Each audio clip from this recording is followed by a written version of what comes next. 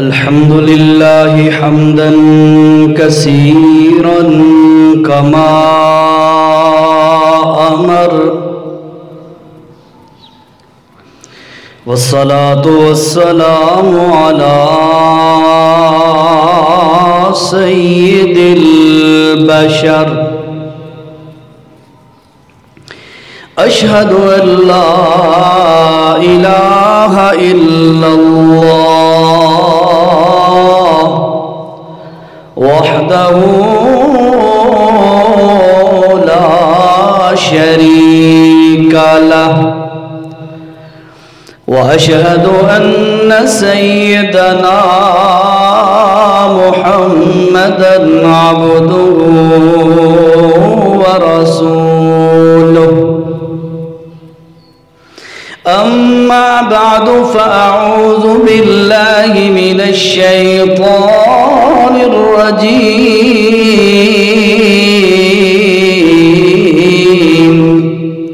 بسم الله الرحمن الرحيم أم يحسدون الناس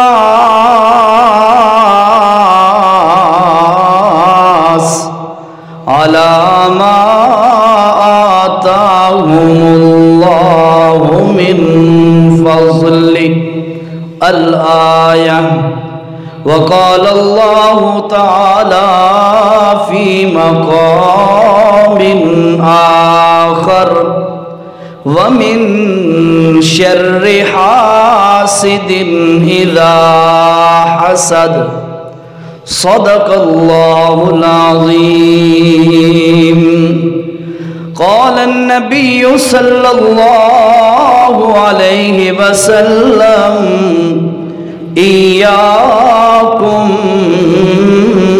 والحسد فإن الحسد يأكل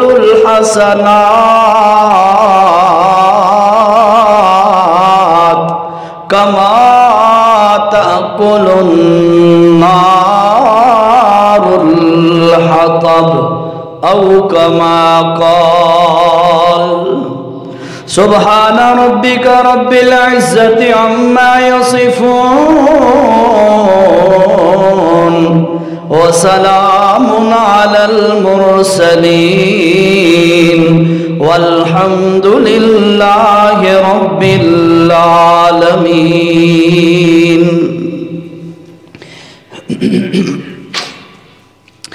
ذی قدر سامعین، جس طرح ظاہری اعمال ہوتے ہیں اسی طرح باطنی اعمال بھی ہوتے ہیں۔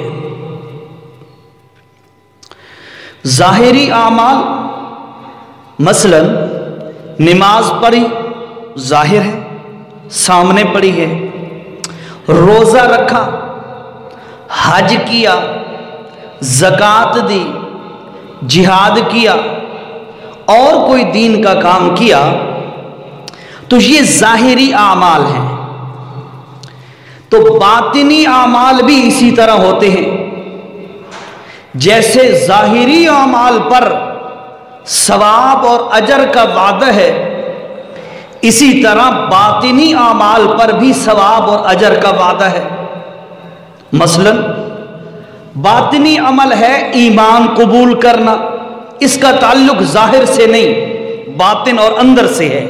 باطن کا معنی اندر سے ہے، دل سے ہے۔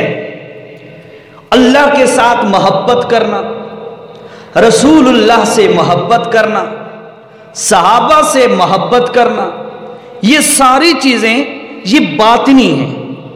تو جیسے ظاہری اعمال پر اجر کا وعدہ ہے، اسی طرح باطنی اعمال پر بھی اجر کا وعدہ ہے، بلکہ بعض باطنی اعمال اتنی اہمیت کے حامل ہوتے ہیں کہ اگر وہ باطنی اندر کا عمل نہ پایا جائے تو اسلام اور ایمان قبول ہی نہیں ہے۔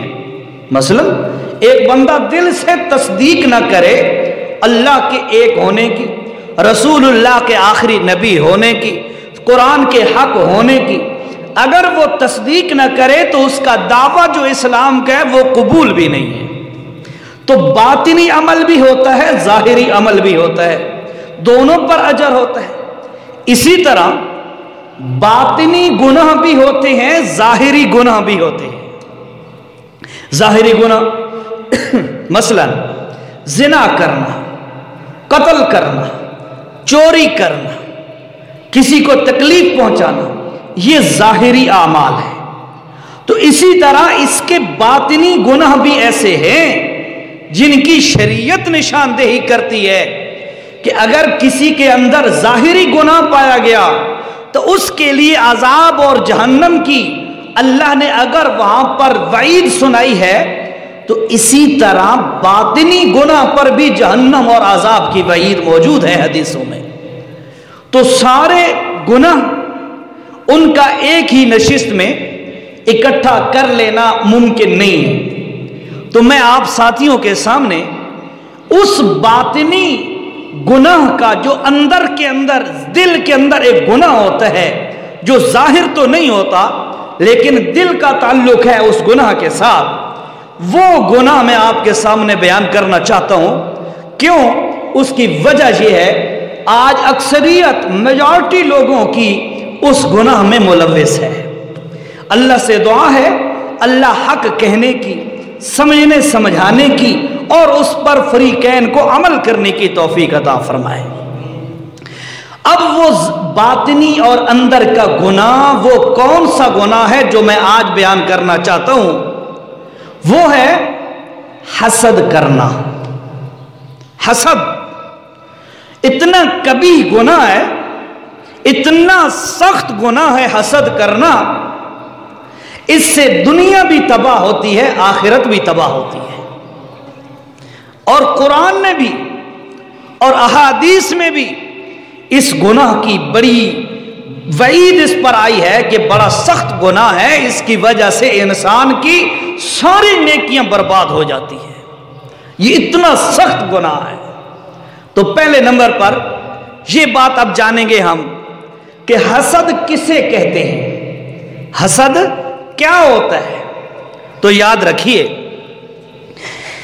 حسد کا معنی یہ ہے کسی شخص کے پاس کوئی نعمت دیکھ کر، کسی کو اللہ نے کوئی نعمت دی، خوبصورتی دی، مال دیا، طاقت اور جوانی دی، عہدہ دیا، کوئی اور اچھا اللہ پاک نے اس کو انعام دیا، کسی کی نعمت کو دیکھ کر اندر سے اس بات کی تمنا کرنا کہ یہ اسے کیوں ملی ہے، نہیں ملنے چاہیے تھی، یہ حسد کہلاتا ہے۔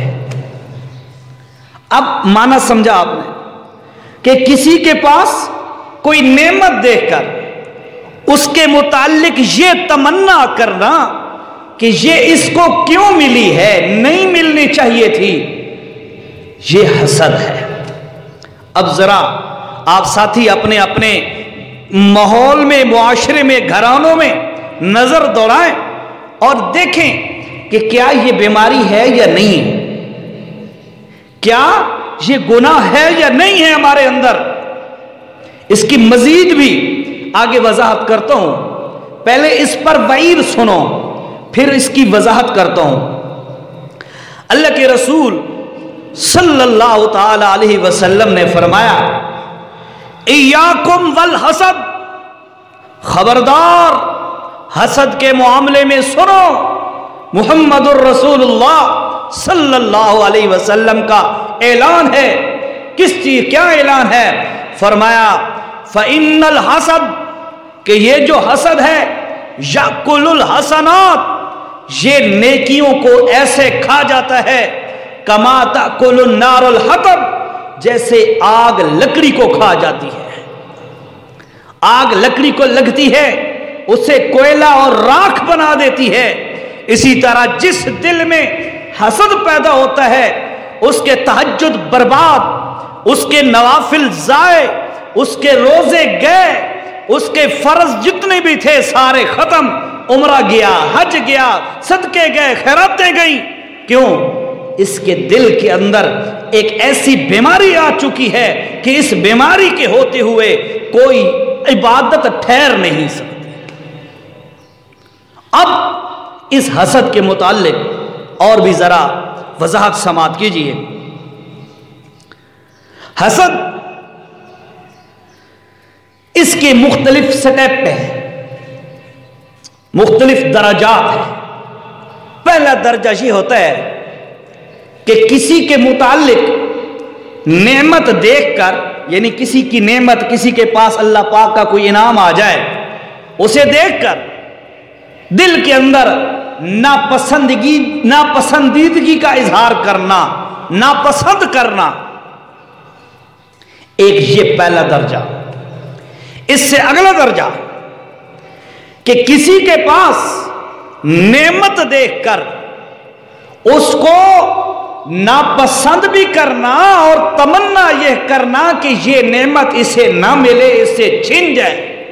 اس کے پاس اتنا حسن کیوں ہے، ختم ہو جائے اس سے۔ اس کے پاس اتنا پیسہ کیوں ہے، ختم ہو جائے۔ اس کے پاس اتنے بیٹے کیوں ہیں، ختم ہو جائے۔ اس کے پاس یہ عہدہ کیوں ہے، ختم ہو جائے۔ یہ کاروبار میں مجھ سے آگے کیوں نکل رہا ہے، اس کو پیچھے ہونا چاہیے۔ یہ دل میں تمنا پیدا کر دینا۔ پہلے نمبر پر پسند نہ کرنا کسی کی ترقی، دوسرے نمبر پر تمنا کرنا کہ اسے ملی کیوں ہے، اسے ختم ہو جانا چاہیے۔ یہ دوسرا درجہ ہے۔ اور پھر تیسرا اور آخری اور سب سے کبھی ترین درجہ یہ ہے کہ کسی کی نعمت دیکھ کر خود کوشش کرنا ہر اعتبار سے، کہیں سے تعویذ کرائے، کہیں سے جادو کرایا، کہیں پر جا کر اس کے خلاف خاندانوں کو ٹکڑے کرایا، کہیں پر اس کے خلاف دشمنوں کو اکسایا، یعنی کسی نہ کسی طریقے سے اس کو نقصان بھی پہنچایا۔ یہ حسد کا تیسرا درجہ ہے۔ فرمایا یہ جو حسد ہے میرے بھائیوں، یہ نفل نہیں رہنے دیتا، فرض سنتیں نہیں رہنے دیتا، یہ حج عمرے زکاتیں صدقے خیرات قربانیاں شربانیاں عشر وغیرہ یہ نہیں رہنے دیتا۔ ایسے ٹھوکرے مار رہے ہو، ٹکرے مار رہے ہو زمین پر، دل سے حسد نکالو۔ حسد آ گیا تو میرے بھائیوں انسان ذلیل ہو جاتا ہے۔ میں آپ کو قرآن سے مثالیں دے کر سمجھاتا ہوں، حسد کرنے والوں کو اللہ نے کیسے ذلیل کیا۔ مثالیں سنو، پھر احادیث سے اس کا حکم بھی سناتے ہیں اور اس کا علاج بھی بتاتے ہیں آپ کو انشاءاللہ۔ پوری کوشش ہے آج کی نشست میں۔ اللہ نے قرآن مجید میں فرمایا وَإِذْ قَالَ رَبُّكَ لِلْمَلَائِكَةِ،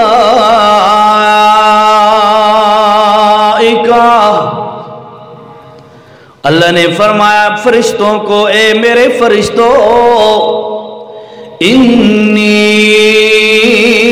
جاعل فی الارض خلیفہ۔ شیطان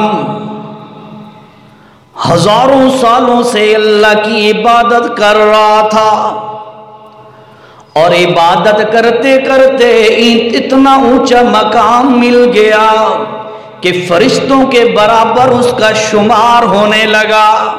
فرشتہ تھا نہیں، بعض لوگ کہتے ہیں یہ فرشتہ بن گیا یہ باتیں کرتے کر، نہیں، وہ آگ کا تھا، جنات میں سے تھا۔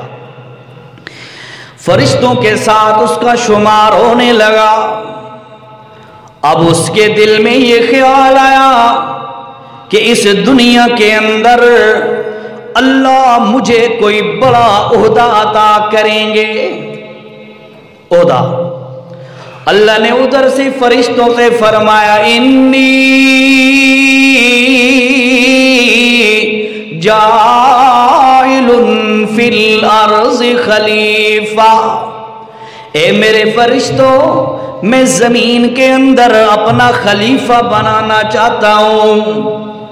شیطان کو جب یہ جملے پہنچے اندر سے آگ بگولا ہو گیا، غصے میں آ گیا کہ اس کا خواہش مند، اس کا امیدوار، اس کا طلبگار، اس بات کا طالب تو میں شیطان تھا، میں ابلیس تھا، عزازیل اس کا اصل نام ہے۔ وہ ذہن کے اندر یہ سارا خاکہ بنائے ہوئے تھا کہ اللہ مجھے خلیفہ بنائیں گے، عہدہ عطا فرمائیں گے۔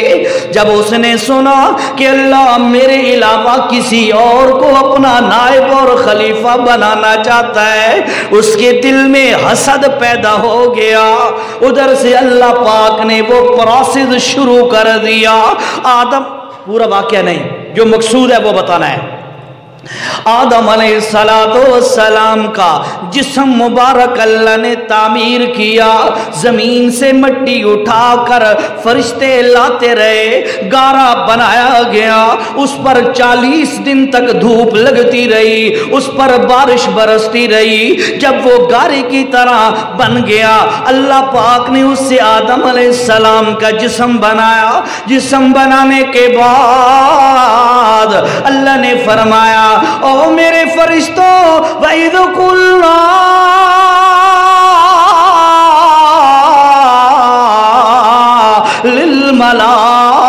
لِلْمَلَائِكَةِ، اللہ نے فرمایا او فرشتوں، اسجدوا لآدم، اے فرشتوں آ جاؤ میرے آدم کے جسم کا سجدہ کرو، سجدہ کرو۔ اللہ پاک فرماتے ہیں سارے فرشتے، قرآن مجید میں آتا ہے، فرمایا یا، سورہ تحریم ہے، پہلا رکوع ختم ہو رہا ہے، یا ایھا الذین آمنوا قوا انفسکم واہلیکم نارا، اے لوگو اپنے آپ کو بھی، توجہ کرو ذرا، اپنے آپ کو بھی، وَأَنْ أَهْلِيكُمْ، اپنے اہل و عیال کو بھی، دونوں تم اپنے آپ کو، فرمایا قُوا أَنفُسَكُمْ وَأَهْلِيكُمْ نَارًا، اپنے آپ کو بھی اپنے عیال کو بھی جہنم سے بچاؤ۔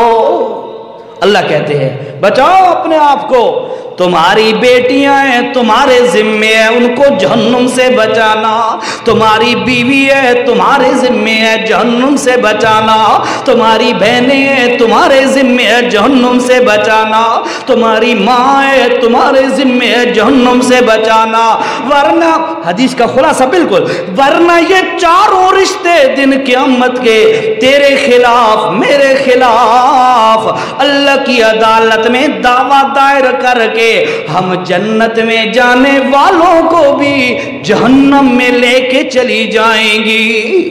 اس لیے صرف یہ نہ سمجھا کرو میں نے اپنی بیٹی کو ڈاکٹر بنوانا ہے، میں نے اپنی بیٹی کو کالج یونیورسٹی میں پڑھانا ہے، نا میرے بھائی یہ کوئی ضروری نہیں ہے، اتنا پڑھا کہ اسے اللہ اور اس کے رسول کی پہچان آ سکے، اتنا پڑھا کہ وہ اپنے خامد کے اپنے گھرانے کے حقوق کو سمجھ سکے، یہ کافی ہے۔ اس کا لیول میٹرک کرا لو، اس کا لیول میرا آئیڈیا، میٹرک کرا لو پڑھا لو، اس کے بعد اللہ فرماتے ہیں اپنے آپ کو بھی اپنے عیال کو بھی جہنم کی آگ سے بچاؤ۔ اچھا جو بات بتا رہا تھا وہ سنیے، فرمایا علیہا ملائکۃ غلاظ شداد، اللہ نے فرمایا کہ اس جہنم کے اوپر میں نے فرشتے مقرر کیے ہوئے ہیں۔ چلتے چلتے اللہ فرماتے ہیں لا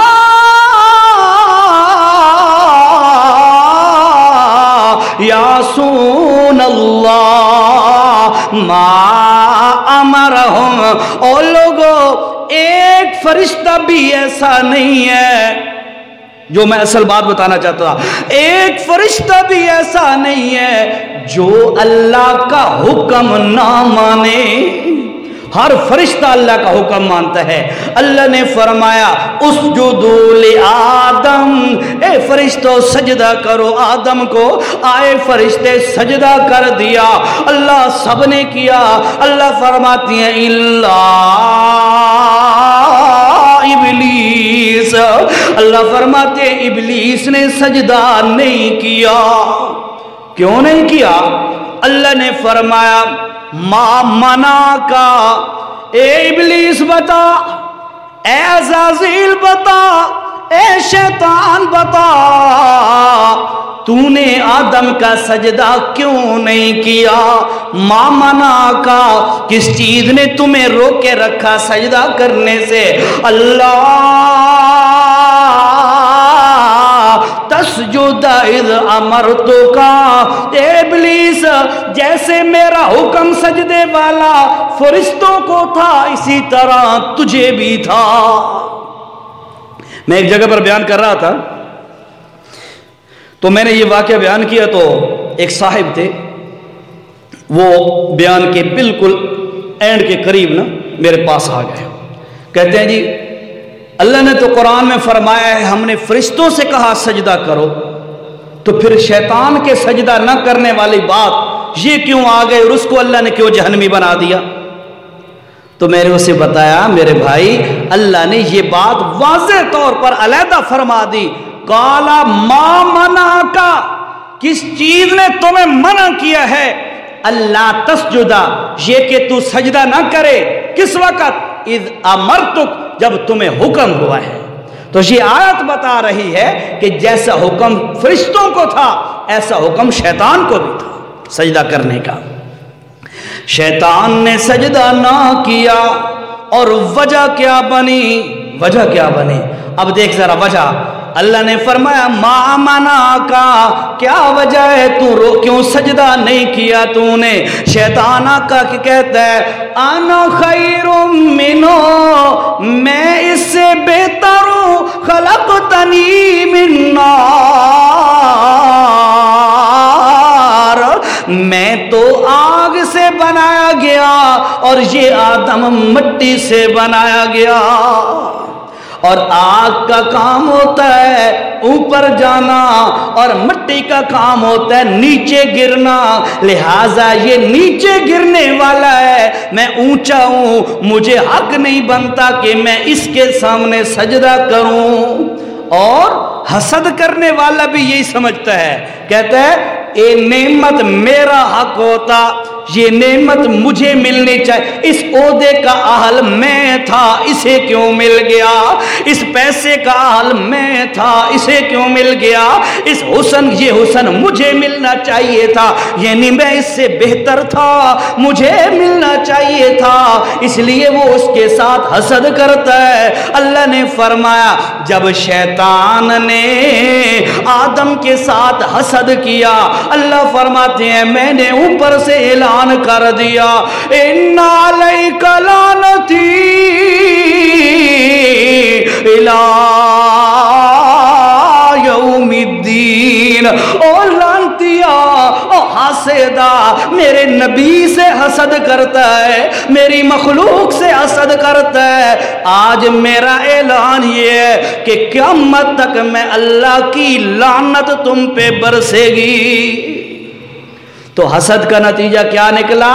لعنت آئی، ذلیل ہو گیا. اللہ نے فرمایا فخرج منہا، نکل جا میری جنت سے، فإنک رجیم، قیامت تک تو مردود ہے، اور قیامت کے بعد بھی میں اللہ تجھے جہنم کا ایندھن بناؤں گا. یہ کس کا نتیجہ ہے جی؟ سمجھ آئی بات کی آپ کو؟ کس کا نتیجہ ہے؟ حسد کرنے کا. میں نے کہا کہ حسد اتنی بری چیز ہے جس سے دنیا بھی تباہ آخرت بھی تباہ. اب دیکھو ذرا، سب سے پہلے اس کائنات میں جس نے حسد کیا وہ شیطان تھا، اور اس کا حسد کا نتیجہ کیا نکلا کہ دنیا کے اندر آج برے سے برا کافر کیوں نہ ہو پھر بھی وہ شیطان کے بارے میں اچھے تاثرات نہیں رکھتا، شیطان کو پھر بھی لعنتی کہتا ہے. ایسا ہے کہ نہیں ہے؟ یہودی دیکھو، عیسائی دیکھو، مجوسی دیکھو، کوئی بھی دیکھو، وہ شیطان کو برا کہتا ہے، اس پہ لعنت کرتا ہی کرتا ہے.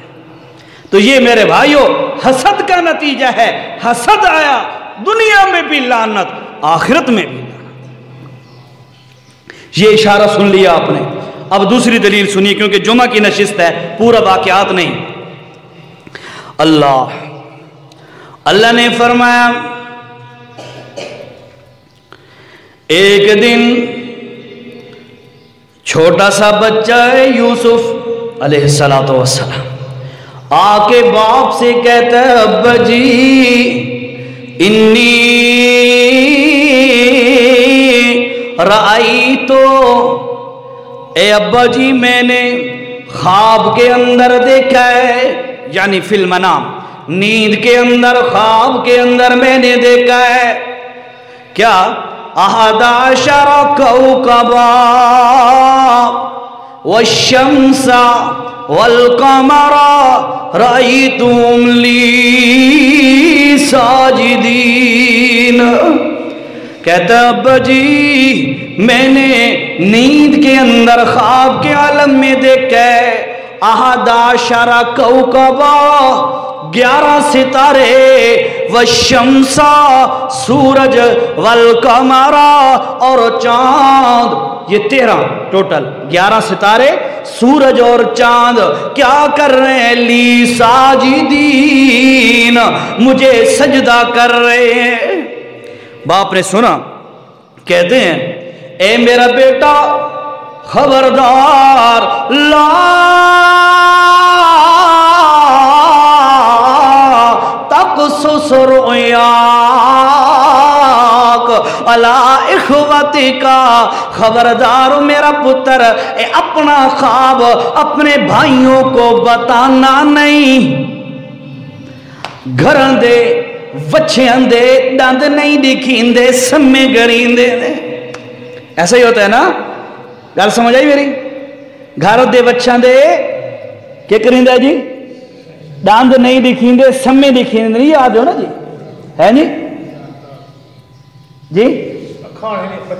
اچھا چلو، آدن گھر دے بچیاں دے دند نہیں گنین دے، سمے دکھین دے، سمے دیکھن تو پتہ قد بت تو دیکھ کے پتہ لگ رہا ہے بھئی یہ چوگ ہے، ڈند ہے، چھک گئے، کری بلا ہے، ٹھیک ہے؟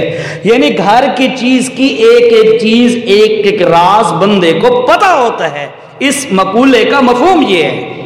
فرمایا ان میرا بیٹا خبردار، لا تقصص رؤیاک، اپنا خواب نہ بتانا، علی اخوتک، اپنے بھائیوں کو نہ بتانا۔ اچھا نہیں بتایا، وقت گزر رہا ہے، باپ بیٹا ان دونوں کا آپس میں پیار بڑا شدید سے شدید ہو رہا ہے، بڑا شدید ہو رہا ہے۔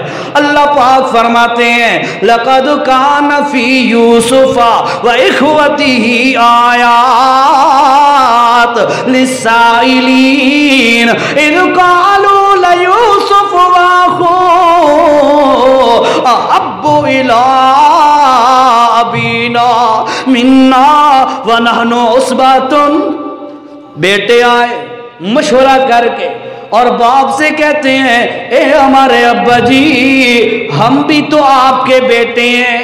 کیا کہتے ہیں؟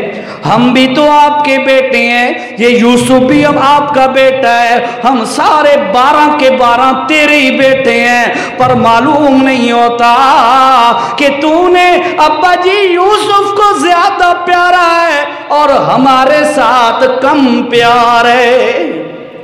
وہی بات کون سی؟ حسد۔ سمجھ آ رہی بات کی؟ حسد آیا کہ اس کے ساتھ زیادہ پیار ہے، ہمارے ساتھ کم پیار ہے۔ اور اب پھر میں نے کہا تھا حسد بندہ تب کرتا ہے جب وہ بندہ سمجھتا ہے اس بات کا میں زیادہ اہل ہوں۔ ایسے ہی ہے نا، شیطان نے کہا تھا میں خلقتنی من نار، میں آگ سے پیدا ہوا، یہ مٹی سے پیدا ہوا، چاہیے تو تھا مجھے سجدہ کرے اور اس کو سجدہ کیا جا رہا ہے، میں نہیں کرتا سجدہ۔ شیطان نے کہا تھا میں اہل ہوں۔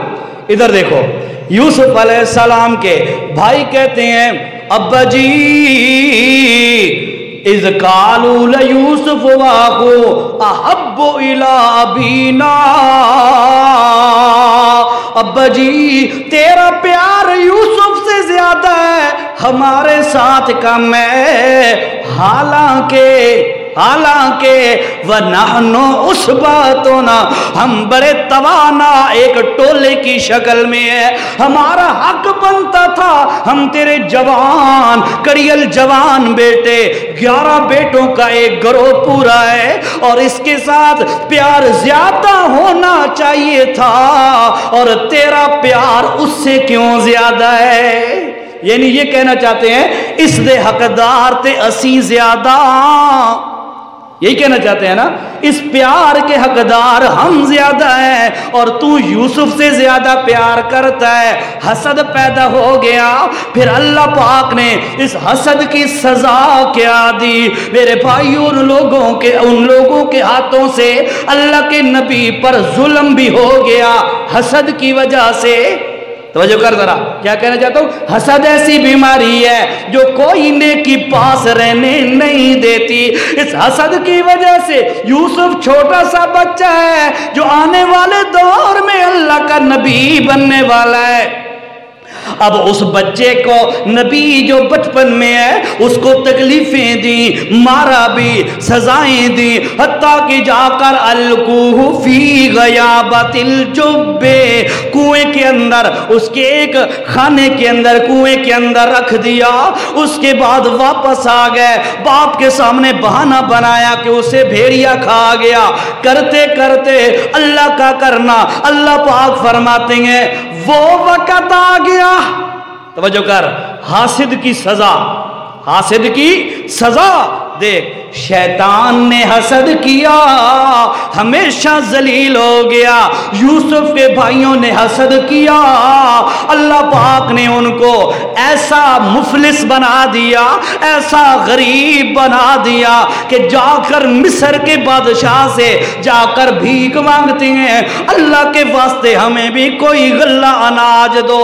پھر وہ وقت بھی آ گیا جب یوسف کے سامنے وہ سارا راز، واقعہ سنو ہوا نا آپ نے، واقعہ تو سنو ہوا ہے، میں اشارہ کر رہا ہوں، یوسف پیغمبر کے سامنے سارا راز کھل گیا۔ پھر وہ وقت آیا کہ وہی بھائی جو یوسف سے حسد کرتے ہیں، اللہ فرماتے ہیں ان سارے بھائیوں نے یوسف کی آگے تعظیم کا سجدہ بھی کیا۔ کسی کے سامنے سر ٹیک دینا، پیشانی ٹیک دینا، یہ اپنے آپ کو انتہا درجے کے ذلیل سمجھنے کے برابر ہوتا ہے۔ بندہ اللہ کے دربار میں آتا ہے اور آ کر اپنی پیشانی زمین پر ٹیک دیتا ہے، اس بات کا اظہار کر رہا ہوتا ہے اللہ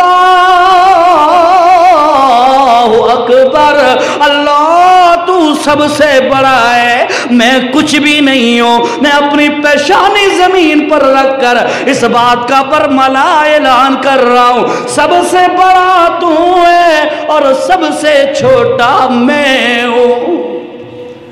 یہی ہوتا ہے نا۔ یوسف علیہ السلام کے سامنے اللہ نے ان کو جھکا بھی دیا، ذلیل کر دیا نا، جھکا بھی دیا اور یوسف پر ظلم بھی کر بیٹھے، گناہ بھی کر بیٹھے۔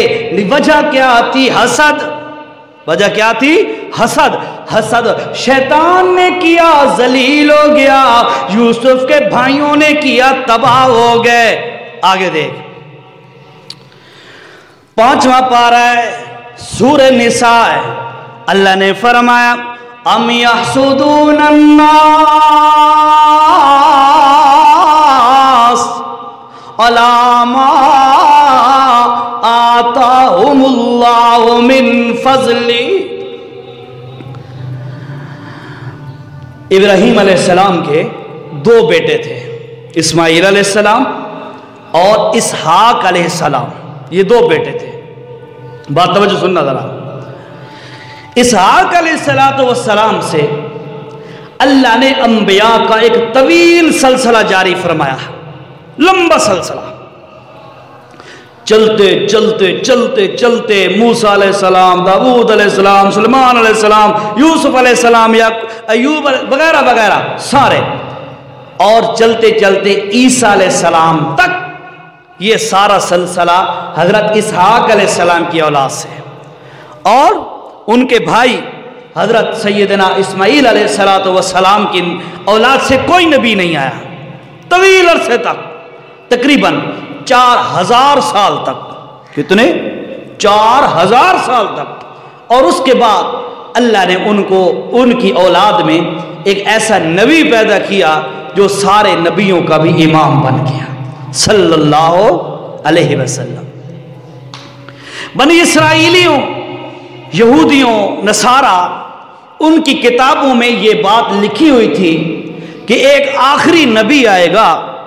یہ نہیں لکھا ہوا تھا کس کی نسل سے آئے گا، یہ لکھا ہوا تھا آخری نبی آئے گا، اس کی یہ شان ہوگی، وہ نبیوں کا امام، اس کی امت کی یہ فضیلت ہوگی، یہ مرتبہ ہوگا، یہ ہوگا، وہ ہوگا. تو یہودی اور عیسائی یہ دونوں پارٹیاں اس بات کے منتظر تھے کہ آخری نبی آئے گا تو ہم اس پر ایمان لے کر جنت میں چلے جائیں گے، ایمان لائیں گے اس پر اور جنت میں چلے جائیں گے.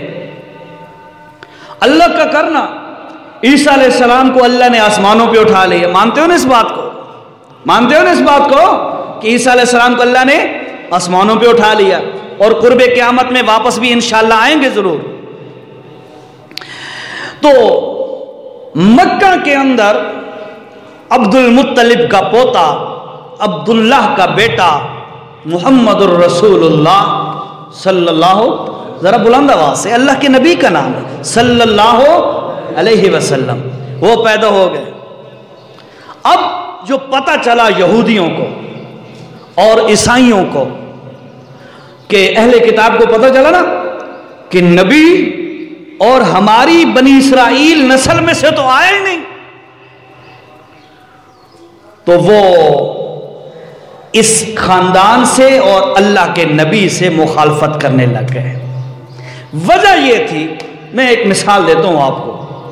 کسی خاندان میں کوئی بڑا جرنل ہو، کوئی بڑا عہدہ ہو، تو وہ خاندان والے کہتے ہیں میرا فلاں جرنل ہے جی، فلاں بریگیڈیئر ہے جی، فلاں میرا ڈاکٹر ہے جی.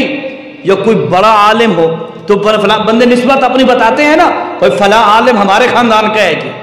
یعنی ایک عہدہ کسی شخص کے پاس ہو اگر مل جائے تو وہ پورے خاندان کی عزت ہوتی ہے. تو بنی اسرائیل کے ذہن میں یہ تھا، اہل کتاب یہود و نصارہ کے ذہنوں میں، کہ یہ جو نبوت والا عہدہ ہمیں ملا ہوا ہے تو آخری نبی والا عہدہ بھی ہمیں ملے گا. اور یہ عہدہ مل گیا قریش کو، مکہ کے قریشیوں کو اللہ نے یہ عہدہ عطا کر دیا، تو ان کے دل کے اندر حسد پیدا ہو گیا. موضوع یاد ہے نا اپنا، کیا بیان کر رہے ہیں آج؟ حسد کتنا برا ہے، حسد کتنا برا ہے. ان کے دل میں حسد پیدا ہوا تو وہ بات اللہ نے قرآن میں نقش کر دی ہے. اللہ نے فرمایا ام یحسدون الناس، کیا یہ لوگ حسد کرتے ہیں علاما آتاہم اللہ من فضلی، کہ ہم نے نبوت کا تاج محمد کریم کے سر پر کیوں سجا دیا، یہ اس بات کے اندر حسد کرتے ہیں. اللہ پاک نے فرمایا فقد آتینا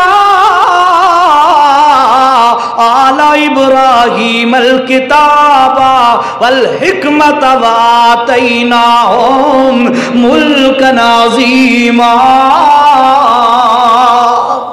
فرمایا او یہودیو او نصارہ، تم جو حسد کرتے ہو میرے پیغمبر کریم سے کہ اسے اللہ نے کیوں نبوت دے دی ہے، اس سے پہلے آنے والے نبی ابراہیم، اس کی اولاد میں سے جتنے نبی، سارے نبیوں کو جو نبوت عطا کرنے والا ہے تو وہ کون ہے؟ اللہ کی ذات ہے. جو اللہ ان کو نبوت دے سکتا ہے وہ اللہ اس آخری نبی محمد کریم کو بھی نبی بنا سکتا ہے. اللہ، تو انہوں نے اللہ کے نبی کے ساتھ حسد کیا. دیکھو ذرا پیچھے جواب خلاصہ، شیطان نے حسد کیا آدم سے، شیطان نے حسد کیا آدم سے اللہ نے نتیجہ کیا دیا؟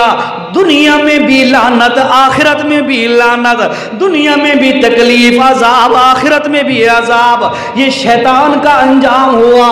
دوسرا واقعہ میں نے سنایا، یوسف علیہ السلام کے بھائیوں نے یوسف سے حسد کیا، اللہ نے ان کو کیا سزا دی کہ دنیا کے اندر اللہ نے ذلیل کیا۔ پھر بعد میں توبہ کی، بعد میں توبہ کی، وہ علیحدہ بات ہے۔ پہلے اللہ نے اس کی سزا یہ دی، دنیا کے اندر اللہ نے ان کو ذلیل کر دیا۔ اب دیکھ، اللہ کے نبی حضرت محمد الرسول اللہ صلی اللہ علیہ وسلم کے ساتھ یہودیوں نے، نصارہ نے، اہل کتاب نے حسد کیا۔ اللہ پاک نے ان کو کیا انجام دیا، ان کا کیا انجام ہوا، کیا سزا دی؟ اللہ پاک فرماتے ہیں لَعِنَ الَّذِينَ كَفَرُوا مِن بَنِي إِسْرَائِيلَ عَلَىٰ لِسَانِ دَاوُودَ وَعِيسَى ابْنِ مَرْيَمَ۔ دوسرے مقام پہ اللہ فرماتے ہیں ضُرِبَتْ عَلَيْهِمُ الذِّلَّةُ وَالْمَسْكَنَةُ وَبَاءُوا بِغَضَبٍ مِّنَ اللَّهِ۔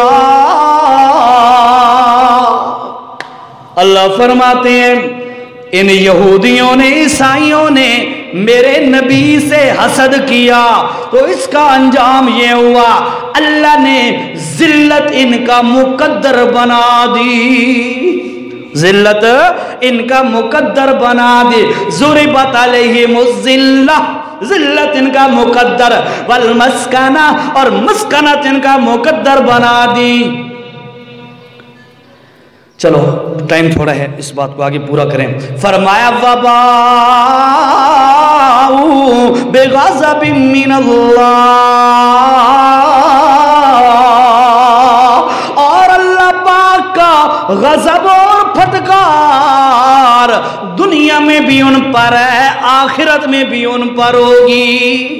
شیطان نے آدم سے حسد کیا، لعنتی بن گیا۔ یوسف سے بھائیوں نے حسد کیا، ذلیل ہو گئے۔ محمد الرسول اللہ سے یہود و نصارہ نے حسد کیا، اللہ نے فرمایا ان پر اللہ کی پھٹکار ہے، ان کا ذلت مقدر بن گیا ہے، مسکنت ان کا مقدر بن گئی ہے۔ اس لیے میرے بھائیوں، اللہ کے نبی نے فرمایا او لوگو لا تباغضوا ولا تحاسدوا ولا تدابروا ولا تقاطعوا كونوا عباد اللہ اخوانا، او کما قال صلی اللہ علیہ وسلم۔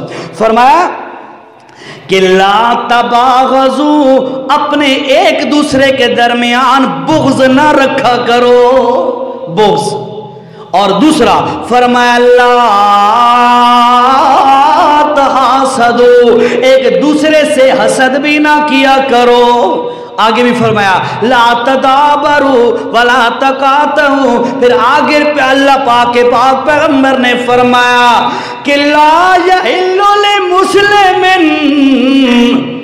اور لوگوں کسی مسلمان کے لیے یہ بات جائز نہیں، حلال نہیں، جائز نہیں ہے۔ کیا چیز؟ فرمایا یہ جائز نہیں ہے کہ وہ 3 دن تک اپنے مسلمان بھائی کے ساتھ نہ بولے، یہ جائز بھی نہیں ہے۔ اور ہمارے یہاں کیا ہے، 16 سال کی بول چال ختم۔ رشتہ داروں میں ایک دوسرے کے ساتھ آپ جا کر خاندانوں کا مشاہدہ تو کرو، ہر خاندان میں یہ بیماری ہے۔ اس لیے اللہ کے نبی نے منع فرمایا ہے، اور فرمایا کہ لوگوں جس دل کے اندر حسد آ جاتا ہے وہ دل، اس دل کے اندر کوئی نیکی بچ ہی نہیں سکتی۔ اللہ کے نبی صلی اللہ، بات ختم کریں، ٹائم بالکل پورا ہو گیا ہے۔ اللہ کے نبی صلی اللہ علیہ وسلم تشریف فرمائے، صحابہ کرام بھی بیٹھے ہیں، حضرت عبداللہ بن عمر بن عاص رضی اللہ تعالیٰ عنہ بیٹھے ہوئے ہیں۔ وہ روایت کرتے ہیں، فرماتے ہیں میں بیٹھا ہوا تھا اللہ کی نبی نے فرمایا اس طرف سے، یہ میں اس طرف کہہ رہا ہوں، اللہ کے نبی نے ایسے نہیں کہا، اللہ کے نبی نے ایک اشارہ کیا، وہ حدیث میں نہیں ہے، آپ نے یوں کہا فلاں جگہ سے جو بندہ بھی مسجد میں داخل ہوگا، جو بندہ ابھی مسجد میں داخل ہوگا، فرمایا یہ بندہ جنتی ہے. کمال ہے، فرمایا یہ بندہ جنتی ہے. صحابہ کہتے ہیں، عبداللہ بن عمر بن عاص بھی کہتے ہیں کہ ہم بھی منتظر، تھوڑی دیر کے بعد ایک شخص آیا، اس کے چہرے سے وضو والا پانی ٹپک رہا تھا، تازہ وضو کیا، بائیں ہاتھ میں جوتے تھے، مسجد میں داخل ہوا، آیا اور آ کر نماز پڑھی اور چل پڑا، آیا نماز پڑھی اور چل پڑا. عبداللہ بن عمر بن عاص فرماتے ہیں میرے دل میں آیا اس کا پتہ تو کروں یہ کون سا عمل کرتا ہے جس کی وجہ سے اللہ کے نبی نے دنیا میں بتا دیا یہ جنتی ہے.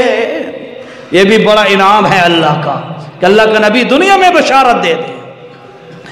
فرماتے ہیں میں پیچھے چل پڑا، تھوڑا سا آگے گئے، میں نے اسے کہا یار میں تیرے پاس 2-3 دن مہمان بننا چاہتا ہوں، اجازت ہے؟ اس نے کہا جی آیا ہوں، ویلکم، خوش آمدید. چل پڑا، ساتھ پہنچ گیا، وہاں پر شام ہو گئی. عبداللہ بن عمر بن عاص بتاتے ہیں پوری تفصیل، شام ہو گئی، رات ہو گئی، رات کو لیٹ گئے، سو گئے. فرماتے ہیں مجھے نیند نہیں آئی، میں سویا نہیں، کیوں؟ میں دیکھوں تو صحیح یہ شخص کون سا عمل کرتا ہے، یہ شخص کیا عمل کرتا ہے کہ دنیا میں بشارت مل گئی. فرمایا میں نے دیکھا پوری رات میں جاگتا رہا انتظار میں، وہ پوری رات سویا رہا، صبح تہجد بھی نہ پڑھی. صبح جب نماز کا ٹائم ہوا اٹھا، مسجد میں چلا گیا، نماز پڑھی، پھر پورا دن میں اس کے ساتھ رہا. پورا دن بھی اس نے کوئی فرض کاموں کے علاوہ اضافی کام نہ کیے. دوسری رات آ گئی، میں نے سمجھا شاید پہلی رات کو تھکا ہوا ہوگا، سو گیا ہوگا. دوسری رات میں انتظار کرتا رہا، دوسری رات بھی وہ نہ اٹھا، رات بیت گئی، صبح نمازیں پڑھتا رہا اور کوئی کام اسے کرتے میں نے نہ دیکھا. تیسرا دن بھی اسی طرح گزر گیا. جب تیسرا دن گزرا تو میں نے اسے کہا بھائی جان میں تیرے پاس اس لیے آیا تھا کہ اللہ کے نبی نے 3 دن پہلے تیرے لیے جنت کی خوشخبری سنائی تھی کہ تو جنتی ہے، صرف میں دیکھنے آیا تھا کہ تو کون سا عمل کرتا ہے. وہ کہتا ہے بہت بڑا اللہ کا انعام ہے اگر اللہ کے نبی نے مجھے خوشخبری دی ہے، بہت بڑا انعام ہے، لیکن میں کوئی عمل تو خاص نہیں کرتا. تیرے سامنے ہوں، میں نے 3 دن گزارے، کوئی خاص عمل نہیں کیا. ہاں ایک یاد آ گیا. کیا؟ کہنے لگا ایک بات ہے، وہ یہ ہے کہ میرے دل کے اندر کسی مسلمان کے بارے میں حسد نہیں ہے. حسد نہیں ہے.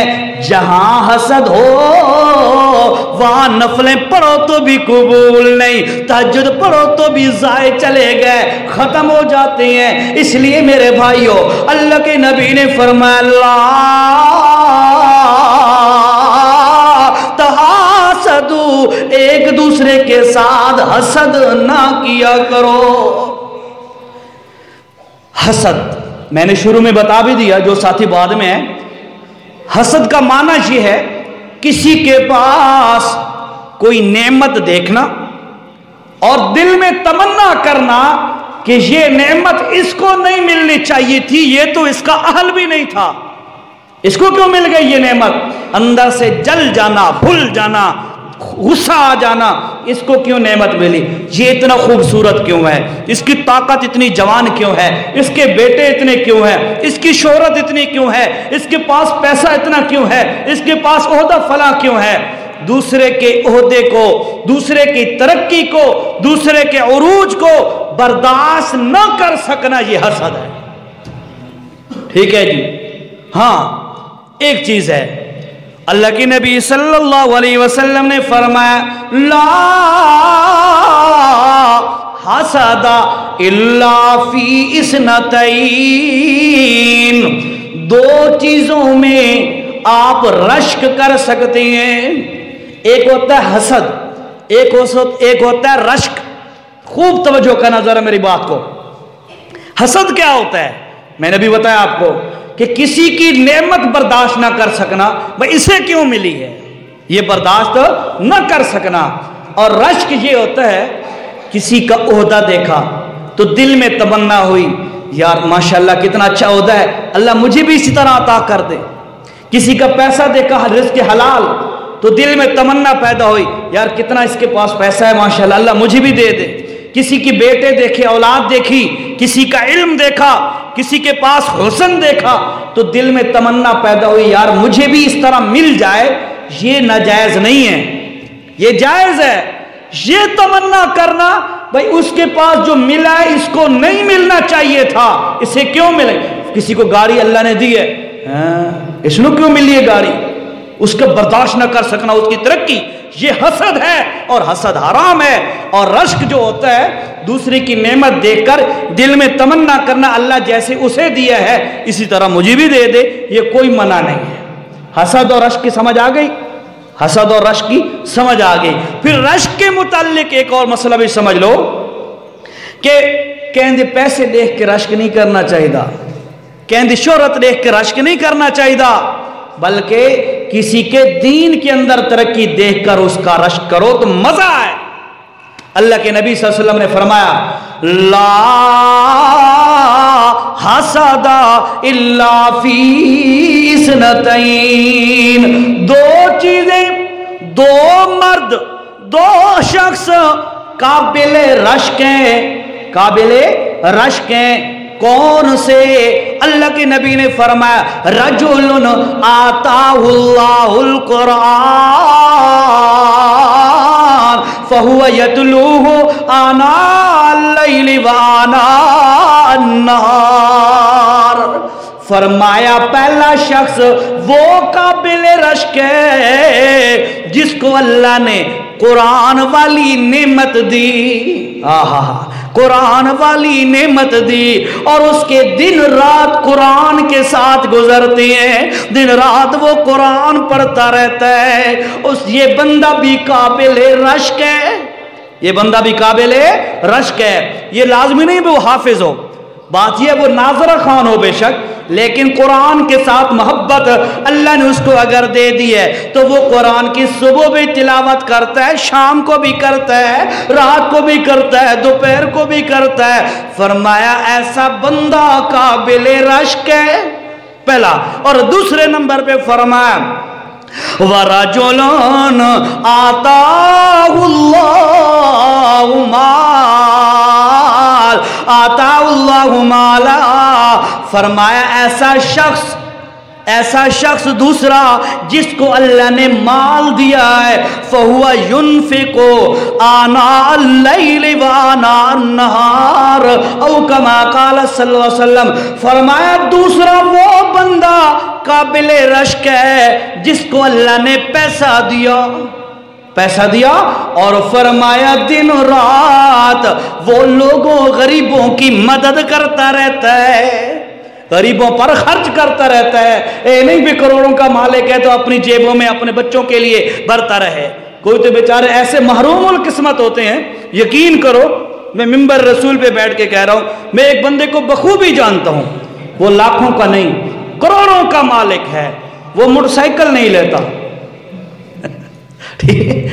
وہ موٹر سائیکل نہیں لیتا، وہ سائیکل پہ چلتا ہے، اب بوڑھا ہے بالکل، عمر گزر گئی۔ میں کہتا ہوں اس کے حساب سے جیسے میری اس وقت جو شخصیت یا پرسنالٹی ہے، میں یوں سمجھو کہ میں وہ ہوں کروڑ پتی اور وہ بیچارہ بھیکاری ہے، ایسے وہ لگتا ہے، پرانے بوسیدہ کپڑے اور جی سائیکل پہ چل رہا ہے، بڑے بڑے سفر بھی کرتا ہے، دیکھو تو بکریاں چرا رہا ہے۔ کہتا کیا ہے کہ اللہ نو جی سادگی پسند ہے، سبحان اللہ۔ یہ سادگی ہے یا بخل ہے؟ یہ سادگی نہیں ہوتی، غلط مفہوم نہیں لینا چاہیے۔ ایک شخص آیا، حدیث کا مفہوم ہے، اس کے پاس وہ اچھے کپڑے نہیں پہنے ہوئے تھے. اللہ کے نبی نے فرمایا کیا تیرے پاس اچھے کپڑے نہیں ہیں جو تو پہن سکے؟ کہنے لگے ہیں. تو فرمایا جا پھر اللہ نے جو تجھے نعمت دی ہے اس کا اظہار کر, پتہ چلے کہ تیرے پاس اللہ کی نعمت ہے. چھپا کے رکھ دی. اچھا ہوں میں امانت دیانت نال دسو یہ میں تمہیں بندہ دسینا پیا بالکل سفید ریش, ٹھیک ہے. اچھا وہ مر جائے گا تو پچھلا جو مال ہے اس کے کام آئے گا؟ دنیا میں بھی کام نہ آ سکا, آخرت میں بھی کام نہ آ سکا. تو لہٰذا انسان کو سوچنا چاہیے جو اللہ جس کو رزق دے رہا ہے, فرمایا فَهُوَ يُنْفِقُ مِنْهُ لَيْلًا آنَاءَ اللَّيْلِ وَآنَاءَ النَّهَارِ, دن رات بندہ اللہ کے راستے میں دیتا رہے. فرمایا تم سود لوگے, سود دو گے, تمہارا پیسہ کم ہوگا اور تم اللہ کے راستے میں دو گے. اللہ کہہ رہا ہے میں تمہارا پیسہ اور بڑھا دوں گا. آئندہ کے بعد اللہ نے جس کو جتنی وسعت دی ہے وہ یہ کام کرے, سب کے خیرات 10 5 10 20 50 جتنی کیپیسٹی ہے اس کے مطابق خرچ کرتا رہے. دوسری بات حسد سے باز آ جاؤ. حسد بہت بری بیماری ہے. فرمایا تمہارے نفل شفل ہر شے ضائع اگر تم نے حسد کیا. میں نے پوری وضاحت بیان کر دی. جو ساتھی لیٹ ہے وہ محروم رہ گئے, جو ساتھی پہنچ گئے اللہ نے ان کی قسمت میں کر دیا. اللہ پاک ہم سب کو ہدایت عطا فرما دے.